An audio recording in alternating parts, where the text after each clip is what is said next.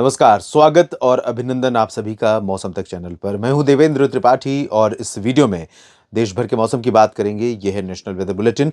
दोस्तों, आज 30 जनवरी है और आज के दिन गुलमर्ग में तापमान गिरते हुए 0.8 डिग्री पर पहुंच गया।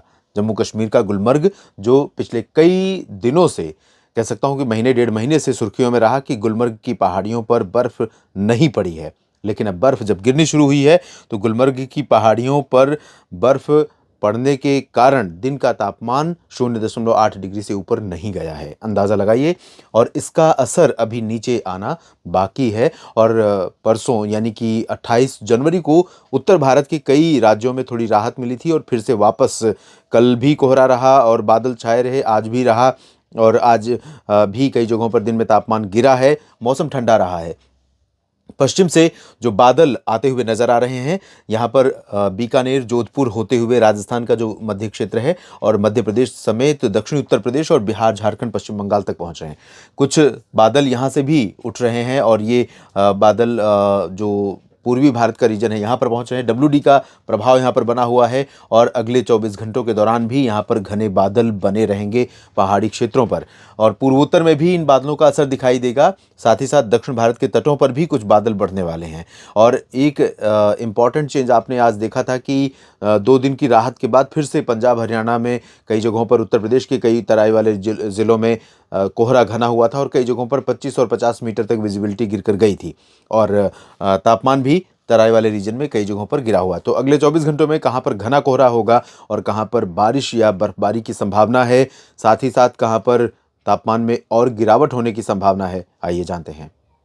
मैदानी इलाकों में उत्तर भारत के भागों में आज रात से बादलों के बढ़ने की संभावना बन रही है। अनुमान यह है कि पंजाब में, हरियाणा, दिल्ली और उत्तर प्रदेश के तमाम हिस्सों में मैदानी भागों में बारिश की संभावनाएं बनेंगी। और यहाँ पर अमृतसर से लेकर लुधियाना, रूपनगर, नवांशहर, जालंधर, पठानकोट, पटियाला, इधर हरियाणा में तमाम हिस्सों में, उत्तरी क्षेत्रों में अंबाला, चंडीगढ़, पंचकुला और करनाल, कुरुक्षेत्र तक, कैथल और जींद, रोहतक, सोनीपत, पानीपत, इन भागों में, इधर मेरठ, मुरादाबाद, सहारनपुर से लेकर गौतम बुद्ध नगर, बुलंदशहर, गाजियाबाद, अलीगढ़ और बरेली, शाहजहांपुर समेत तमाम जगहों पर, बहराइच और लखीमपुर खीरी तक कई हिस्सों में बारिश की संभावनाएं बनेंगी। इंटेंसिटी हल्की से मध्यम के साथ कुछ स्थानों पर तेज हो सकती है। इसके अलावा पहाड़ों पर आप देख सकते हैं, उत्तराखंड, हिमाचल प्रदेश तथा जम्मू कश्मीर के कई हिस्सों में मध्यम से तेज वर्षा और हिमपात होने की संभावनाएं नजर आ रही हैं अगले 24 घंटों के दौरान। और यहाँ पर श्रीनगर से लेकर शिमला और देहरादून से लेकर मसूरी, नैनीताल, पंतनगर तक तमाम हिस्सों में वर्षा और हिमपात के आसार बन रहे हैं। गिलगित बाल्तिस्तान, मुजफ्फराबाद और लद्दाख में भी संभावना बारिश की रहेगी। इसके अलावा राजस्थान के भागों में और दक्षिणी हरियाणा के क्षेत्रों में, दक्षिणी पंजाब में फजिल्का, फरीदकोट, मुक्तसर साहिब, बरनाला, मोगा, भटिंडा और मनसा, संगरूर, साथ ही साथ हिसार, सिरसा, फतेहाबाद से लेकर इधर रोहतक के दक्षिण में और रेवाड़ी, गुरुग्राम, फरीदाबाद, पलवल, महेंद्रगढ़, नूंह, इन भागों में भी, और दक्षिणी पश्चिमी उत्तर प्रदेश के भागों में भी कुछ स्थानों पर, तथा उत्तरी राजस्थान के कुछ हिस्सों में, जिसमें बीकानेर से लेकर गंगानगर और चूरू से लेकर सीकर, अलवर, जयपुर और भरतपुर, दौसा, करौली, धौलपुर, इन भागों में कुछ जगहों पर वर्षा होने के संकेत हैं। बादल बीकानेर और जैसलमेर, जालौर के बीच में भी पहुंचेंगे यहाँ पर, और ये बादल जयपुर, सवाई माधोपुर, जोधपुर के बीच में भी रहेंगे। हो सकता है कि कुछ बूंदाबांदी यहाँ पर जैसलमेर और बीकानेर में भी हमें देखने को मिले, बाड़मेर में भी संभावना बने, लेकिन दक्षिणी क्षेत्रों में चांसेस थोड़ा सा कम है, क्योंकि यहाँ पर जो इंटेंसिटी है, एक सर्कुलेशन जैसी सिचुएशन यहाँ पर राजस्थान के उत्तरी भागों पर है, जो नमी को खींच रही है और लगातार यहाँ पर क्लाउड फॉर्मेशन होगा। कल दोपहर के बाद यहाँ पर मैदानी इलाकों में कई जगहों पर वर्षा होने की संभावनाएं बनेंगी। पूर्वी उत्तर प्रदेश में जो लखनऊ और अयोध्या के ऊपर का हिस्सा है, यहाँ पर कुछ जगहों पर बादल इंटीरियर पोर्शन में भी पहुंचेंगे, कानपुर नगर और कानपुर देहात में भी पहुंचेंगे। लेकिन कानपुर से लेकर, कानपुर चाहे नगर की बात करें या देहात की, और इसके नीचे का जो रीजन है, साथ ही साथ झांसी, ललितपुर से लेकर प्रयागराज और भदोही, सोनभद्र, मिर्जापुर, जौनपुर, प्रतापगढ़, बलिया, गोरखपुर, देवरिया, इन भागों में चांसेस बारिश के बहुत कम हैं।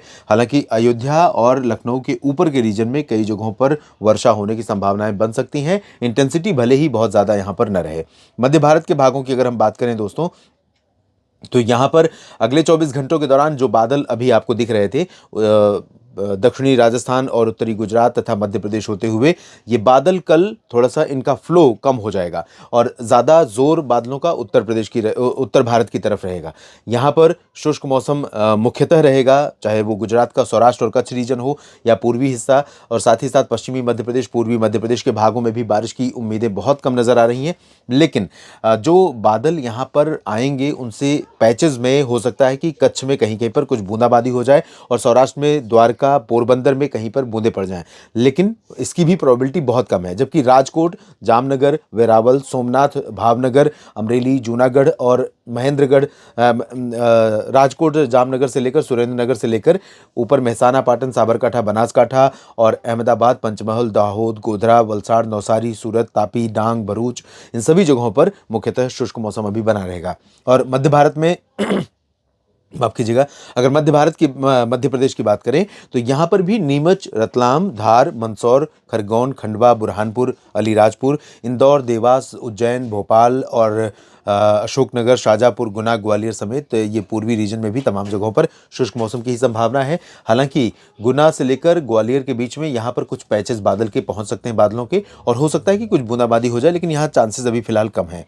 और छत्तीसगढ़, ओडिशा में शुष्क मौसम रहेगा, लेकिन उत्तरी ओडिशा के कुछ हिस्सों में थोड़ा बूंदाबांदी हो सकती है। शेष ओडिशा में ड्राई वेदर रहेगा और यहाँ पर भी ड्राई वेदर रहेगा। तापमान सामान्य से थोड़े ऊपर रहेंगे इन दोनों राज्यों में, और यही हाल रहेगा तापमान की बात करें तो मध्य प्रदेश, महाराष्ट्र और गुजरात, गोवा में भी सामान्य से कुछ ऊपर तापमान की उम्मीदें हैं। हालांकि कल के बाद तापमान थोड़े से गिरेंगे मध्य भारत के भागों में। तेलंगाना और कर्नाटक तथा आंध्र प्रदेश के हिस्सों में मुख्यतः शुष्क मौसम बना रहेगा। यहाँ पर दक्षिण भारत में तमिलनाडु एक ऐसा राज्य है जहाँ पर थोड़ा सा गतिविधि बढ़ती हुई नजर आ रही है, और यहाँ पर तटों से लेकर ये जो तटवर्ती रीजन है, पूर्वी हिस्सा, इन भागों में तटों पर कई जगहों पर बादलों के बढ़ने की संभावना दिख रही है और बारिश की संभावना भी बन रही है। मदुरई, कोयंबटूर, सेलम, तिरुचिरापल्ली, त्रिवेंद्रम, इन भागों में कुछ स्थानों पर वर्षा हो सकती है। कर्नाटक और आंध्र प्रदेश, तेलंगाना में पूरी तरह से ड्राई वेदर रहेगा। पूर्वी भारत के भागों में अगर देखें तो यहाँ पर पटना से ऊपर के हिस्सों में मौसम में ठंडक बनी रहेगी, ठंडी हवाएं चलती रहेंगी। उत्तर प्रदेश के तराई वाले रीजन में भी न्यूनतम तापमान कम रहेगा, और कोहरा पंजाब, हरियाणा, दिल्ली तथा राजस्थान के उत्तरी क्षेत्रों में और उत्तर प्रदेश तथा बिहार के कई हिस्सों में छाएगा सुबह के समय। लेकिन दोपहर के बाद जब बादल आने शुरू हो जाएंगे, हवाओं का रुख बदलने लगेगा, तब से कोहरा यहाँ पर हट जाएगा। लेकिन दिन में धूप ज़्यादातर जगहों पर नहीं खिलेगी और इसकी वजह से मौसम में ठंडक काफ़ी रहेगी दिन में भी। और ये जो रीजन है पटना से लेकर के किशनगंज तक का, इसके ऊपर के हिस्सों में कोहरा छाने की संभावना यहाँ पर रहेगी और मौसम में ठंडक यहाँ पर ज़्यादा रहेगी। दक्षिणी क्षेत्रों में कुछ स्थानों पर बादल आ सकते हैं। दुमका, देवघर, रांची समेत झारखंड और पश्चिम बंगाल के भागों में भी बादल आ सकते हैं, और पश्चिम बंगाल के गंगेय क्षेत्रों में बारिश की संभावनाएं रहेंगी। गैंगटोक और अरुणाचल प्रदेश में कई जगहों पर, जबकि गैंगटोक मतलब सिक्किम, और अरुणाचल प्रदेश में कई जगहों पर, लेकिन उप हिमालय पश्चिम बंगाल, असम, मेघालय, नागालैंड, मणिपुर, मिजोरम, त्रिपुरा, इन भागों में छिटपुट जगहों पर वर्षा होने की संभावनाएं दिख रही हैं। देश भर के मौसम पूर्वानुमान के इस बुलेटिन में अभी इतना ही। आप बने रहिएगा मौसम तक चैनल के साथ, और न्यूज़ मीडिया मंच के साथ भी जुड़िए। न्यूज़ मीडिया मंच पर एक बुलेटिन मैं आपके लिए लेकर आता हूं अगले 10 दिनों की संभावनाओं को लेकर, क्या संभावनाएं दिख रही हैं, क्योंकि 10 दिनों का एक मोटा मोटा अनुमान अगर आपको लग जाए तो उससे आपकी खेती के लिए, किसान भाइयों के लिए खासतौर पर काफ़ी मददगार होता है ये पूर्वानुमान। तो बने रहिएगा, और जानकारी ठीक लगे तो वीडियो को लाइक और शेयर करना ना भूलें। धन्यवाद।